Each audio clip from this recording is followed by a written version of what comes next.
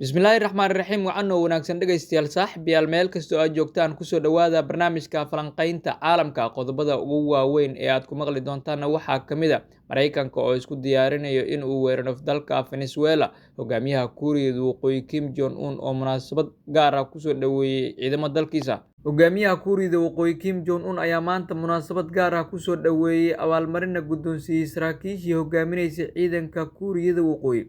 ee caawisay Ruushka in uu ciidanka Ukraine iyo xulafadooda ka saaro gobolka Caucasus oo ah dhulkii ugu horreeyay ee Ruushka ee ciidamo shisheeye qabsadaan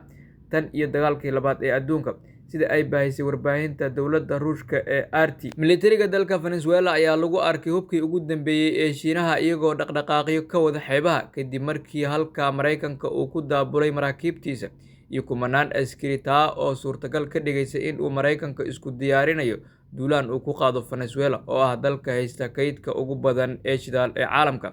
iyo xulafadiisa Latin America ku taal ee dalka Ruushka, Shiinaha iyo Iran oo dhammaantood saldhigyo ku leh. Hogaamiyaha dalka Nicolas Maduro waxa uu maanta sheegay in aysan isdhiibi doonin oo dalkooda u ogolaan doonin gumaysi ee ay ka dagaalami doonaan, sida ay warisay wakaaladda wararka ee Reuters.